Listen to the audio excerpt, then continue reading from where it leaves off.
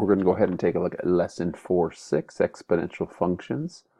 So in your lesson book, the first part is looking at an idea that we had talked about in a previous lesson, which is compound interest. And we're going to connect that now to something called exponential functions, as you can see in the learning objectives here. So for the first part, we convert a 2% principal of $1,000 using compound interest, 5-year term. So here are the calculations that we would use. So you can see this is the equation the way it used in previous lesson with compound interest, and you can see how the money grows. The interest gets compounded, meaning that we take interest on the previous balance, and so you see it how it increases. Here's what the formula would look like. Notice where we started here. This was the full formula a couple of times, and then I simplified it. And then you can see based off of this annual compound interest, you end up with the formula looks like this here. 1,000 times 1.02 raised to the power of t. That 0.02 is that 2%. And then what would happen if we continue building for 20, 40, 60 years? There's your values there. What would the graph look like? We have some idea already. You can see it's not going to be a line. You can see it's not going up by a constant rate.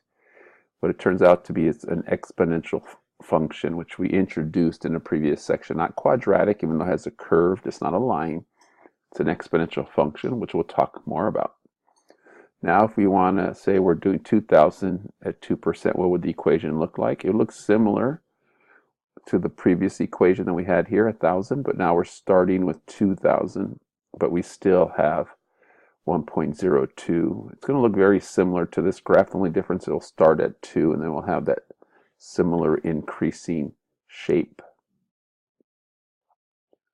Now think about what would happen if we grow $1,000 at 4%.